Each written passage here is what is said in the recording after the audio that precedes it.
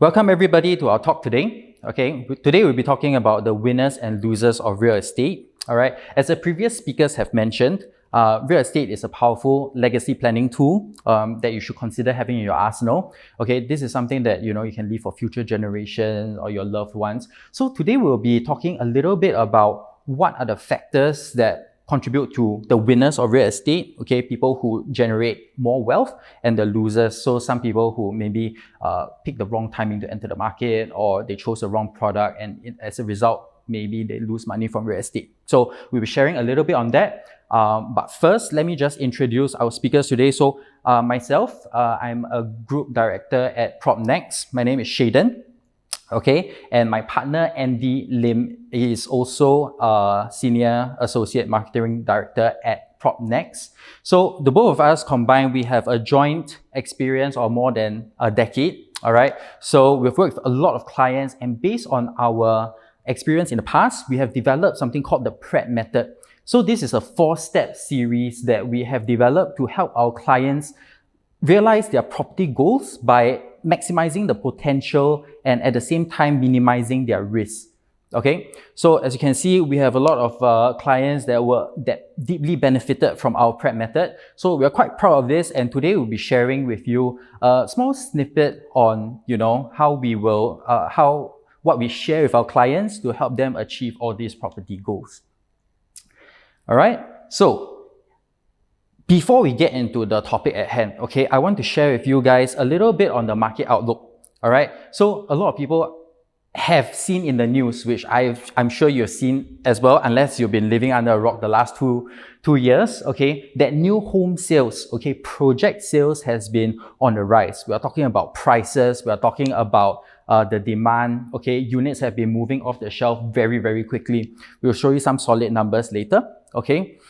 This has led to condo resale volume, okay, moving up as well, okay, and that has caused this demand. The demand has caused an upward pressure on the prices. So I think if you have been active in the market, you would have felt it as well.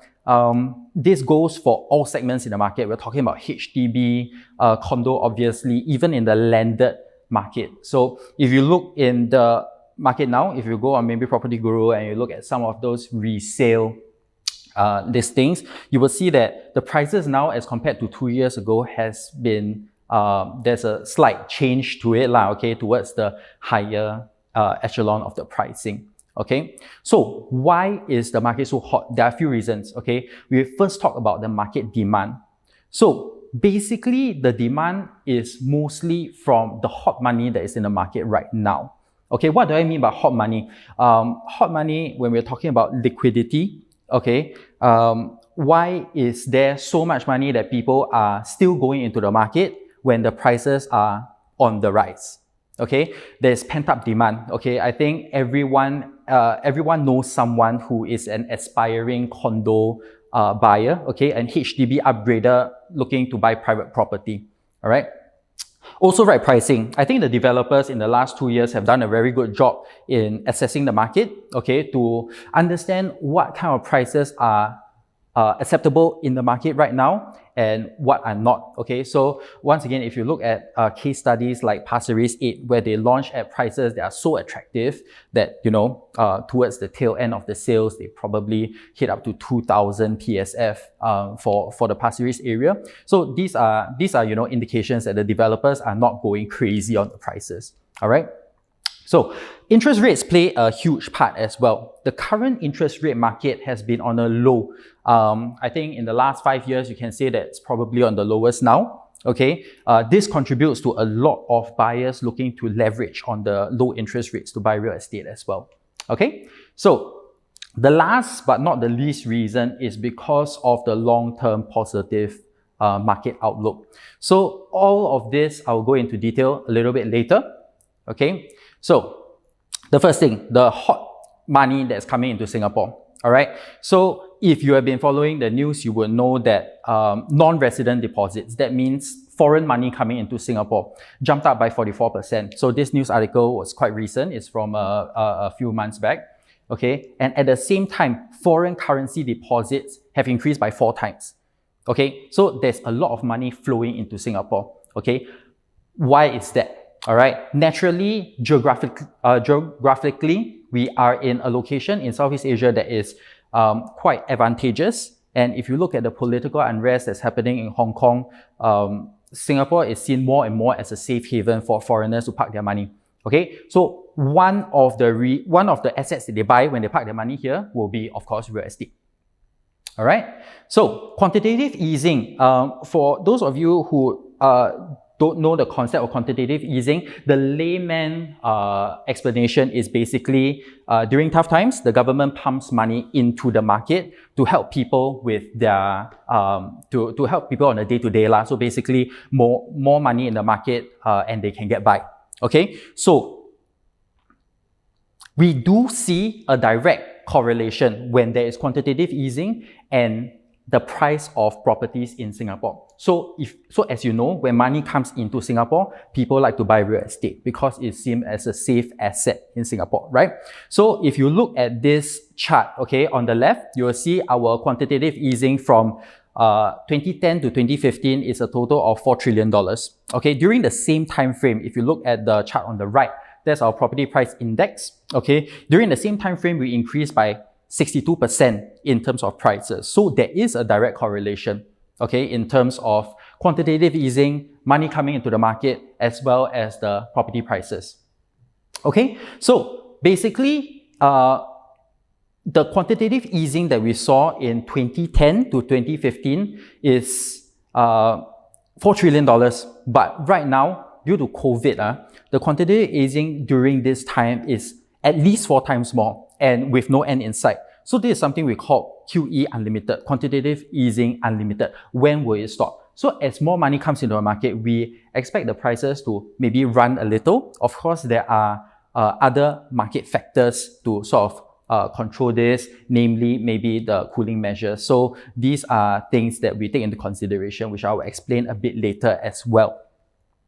Okay, so another big reason why there's a lot of money in the market is because of en bloc. Okay, people tend to forget we are close to more than 80 en blocs since 2017 already. Okay, so every time the developer buys units from these en bloc residents, okay, the money gets circulated in the market. Okay, they get paid and then they look to buy assets, not just real estate, but other financial assets. They invest in other places. So some of this money is floating around in the real estate market as well. Some of them have already bought, not all of them. So this is also looking to the increase in demand because of all this hot money in the market. People need to park it somewhere. If not, you lose out to inflation.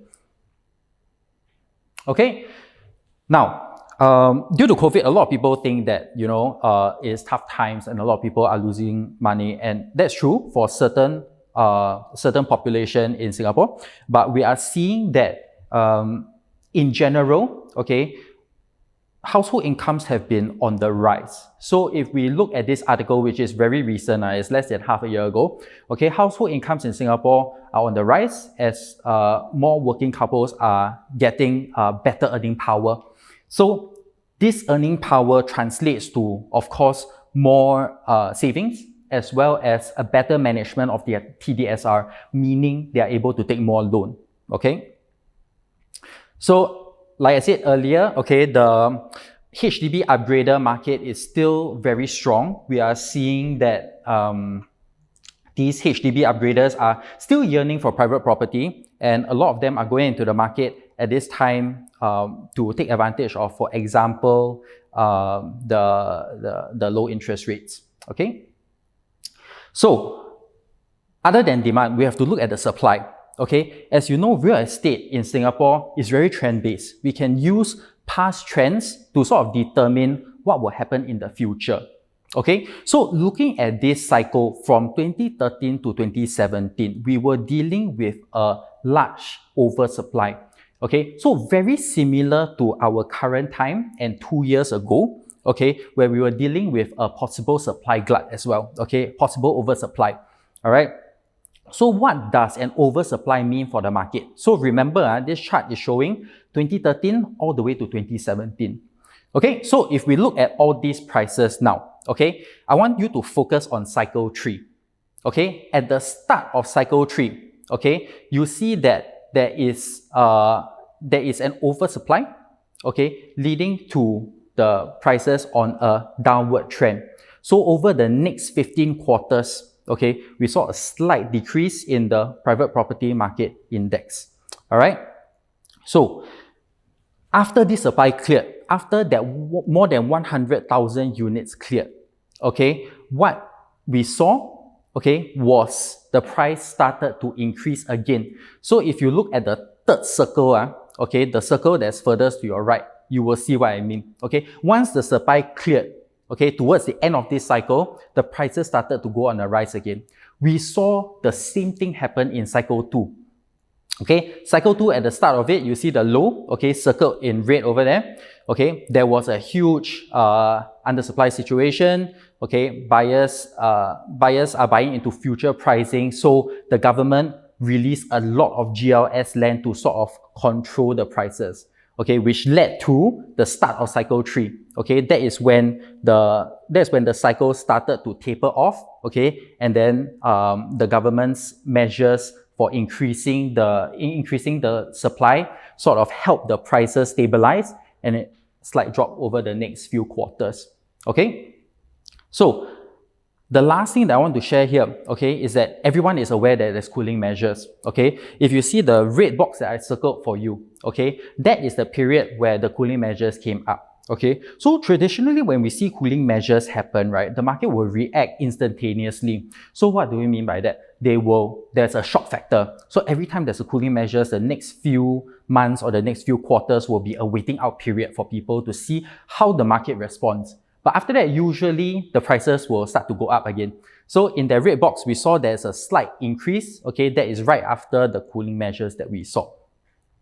Okay, so this is a more condensed version. This slide is a more condensed version for you to understand the oversupply. If you look at the green line shows the supply that's in the market. When it's on a high, there's an oversupply. When there's a low, basically it's an undersupply. Okay, so this is also where we help our clients identify undersupply is a prices reaching a new height. Okay, when do you cash out?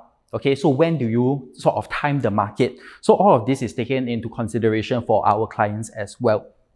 Okay, so if you look at the chart towards the end, okay, you will see that actually we are moving towards an undersupply situation already. Okay, now this is exacerbated by the cooling measures, which I will run through in the later slides.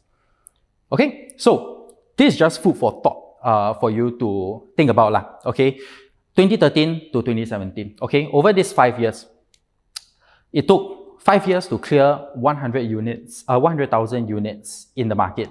All right, how long do you think it will take to clear half that supply? As of August 2021, we had roughly 52,000 units in the market. Okay, and today that number has decreased to about 20,000. Okay, so what does that mean for the market? Okay, how do we catch the market cycle? How do we catch this undersupply situation? All right, so tail end of en bloc stock already. 2017, 2018 was the en bloc hype, okay, the en bloc fever. A lot of these new launches that you see in the market today are a result of the en bloc at that time. Okay, so those that are going to launch this year are a result of this year and late last year okay, are a result of towards the tail end. So you see that blue line, that is where the en bloc deals sort of died off already. Okay, so that means that the supply that's coming into the market is not that hot. Okay, exacerbated by the cooling measures. So the cooling measures hit two segments the most. The first is the foreigner segment. Okay, the second that I want to talk about in more detail would be the developer.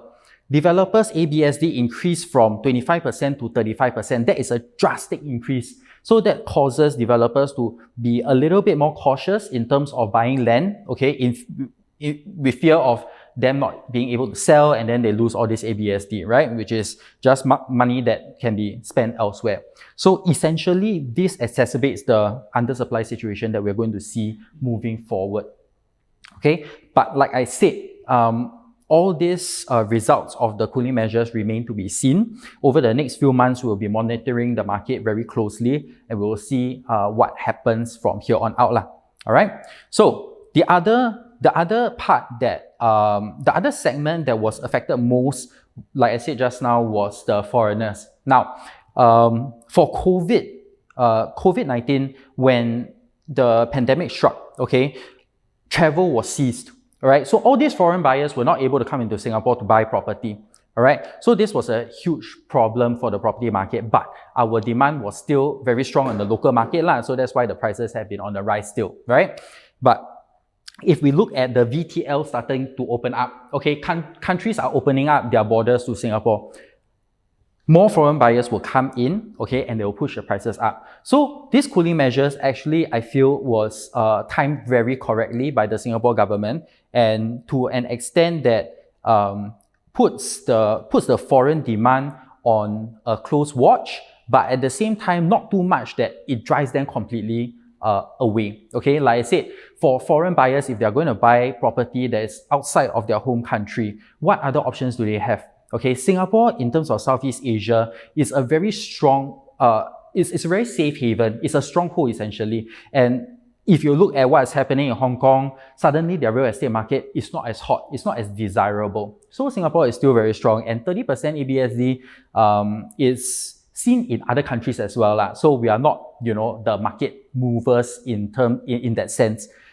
Foreign buyers are already used to this kind of ABSD already. So without this, without these cooling measures, you'll see that the prices will run even more, which makes it even more unaffordable. Okay, so for the cooling measures, I won't go into too much detail, but essentially, for first-time owners, good news for you, the ABSD has not increased. It hits for local buyers and PRs more if you are going for second or subsequent properties. So because of this, we are also expecting to see a rise in decoupling cases, as well as buying under trust. So these are some solutions that we can buy property without incurring the ABSD. Okay, so let me just show you this quick video on the recent cooling measures and its effect on the market. Well, the en bloc market frenzy in Singapore is likely to fizzle out next year because of recent property cooling measures. Analysts say there could be fewer than 10 collective sales attempts compared to the nearly 50 this year. But they say smaller plots and cheaper reserve prices are likely to still draw interest. Heidi Ng has more.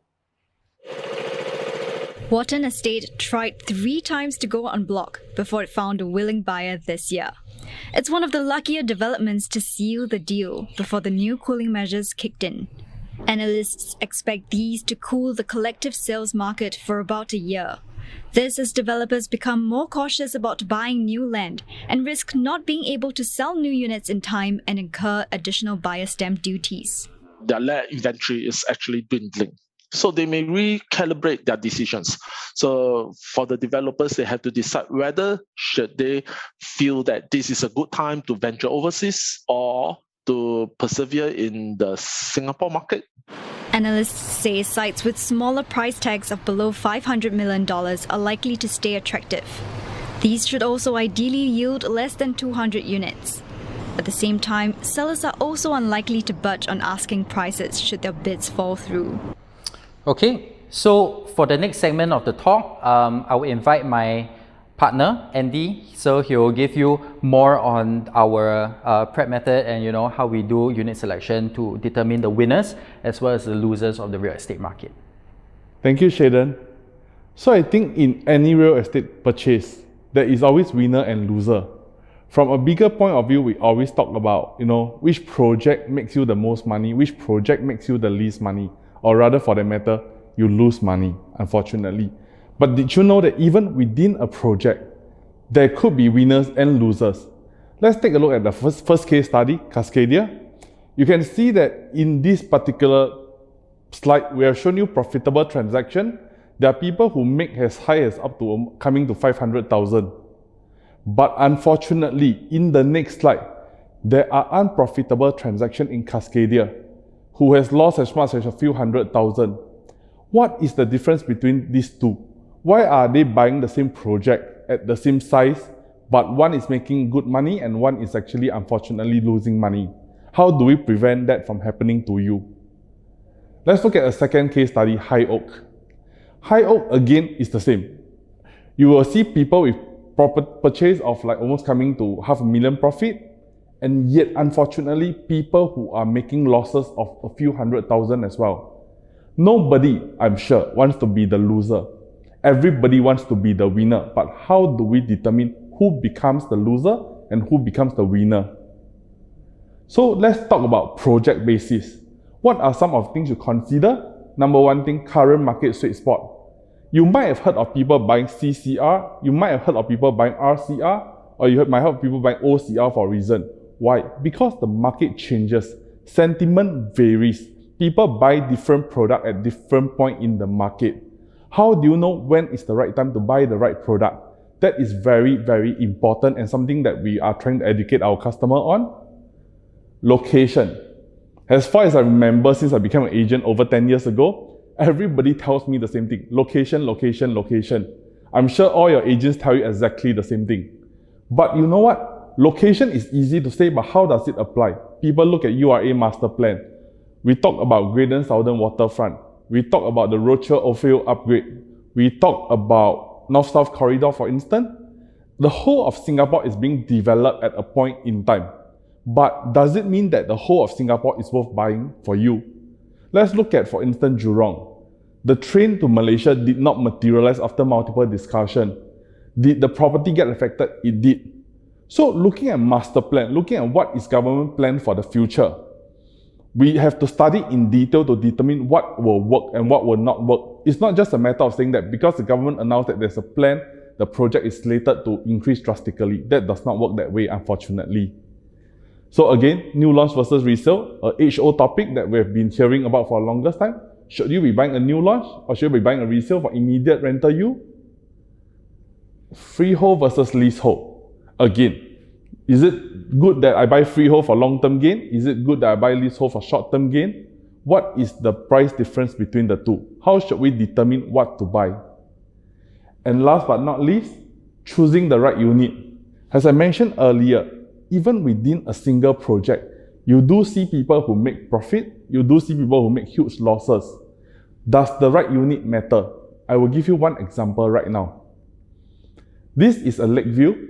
These two clients bought the same type of unit. The first one bought it at 1.37. It's a blank wall facing. I've seen the unit itself. The unit faces the wall of another block. The other customer bought a Lakeview facing, beautiful unit, unblocked, facing the lush greenery and the water view. But they paid a premium at 1.533. So they both bought in 2014, quite a similar period. How much do you think each of them make in today's market? Let me show you. The truth is, the one with the block view make a profit of about 300,000, while the one with the unblocked Lakeview make a profit of about 200,000. You might be wondering, is it possible? Why is the one with a more premium view and similar floor level and similar sizes is actually making a less desirable profit than the block view? It's very simple. It's because he paid a higher entry price. So does it mean that you should always buy the block view? No, I don't mean that. It means that the developer will price their project differently at different point in time. It takes analysis to determine what is good for you. There are other examples I could have shown you, but we have limited time here. Like if you buy a high floor versus a low floor, which one will get you better rental? So I'm just trying to give you an example. Doesn't mean that the best thing will generate you the best yield. Sometimes a lousy thing, or rather, let's not use the term lousy, let's say an undesirable stack could make you a better profit. So again, we've gone through this. So I just given you one example of choosing the right unit. So now we talk about exit strategy. When you buy a condo, be it for own stay or for investment, please plan out your exit strategy. For example, just now the unit is one of them. If you do not time your exit, if you do not plan your exit strategy, if you do not know the market, as what earlier Sheadon has showed you, you will not be able to maximize your return. So again, real estate is a safe way to invest, but I just want to tell you, it's easy to buy, but real estate can be really complicated in Singapore. It's very easy to buy, but please take care. So this is the end of our presentation. Thank you so much for listening. So what we've just shared, me and Sheadon, is just snippet of our prep method. This is a method that we've developed over the years to help customers to gain a better insight into the market and to determine what is the right thing for them to buy. So, for more details, our number are there. Please feel free to give us a call at any point in time. Thank you so much.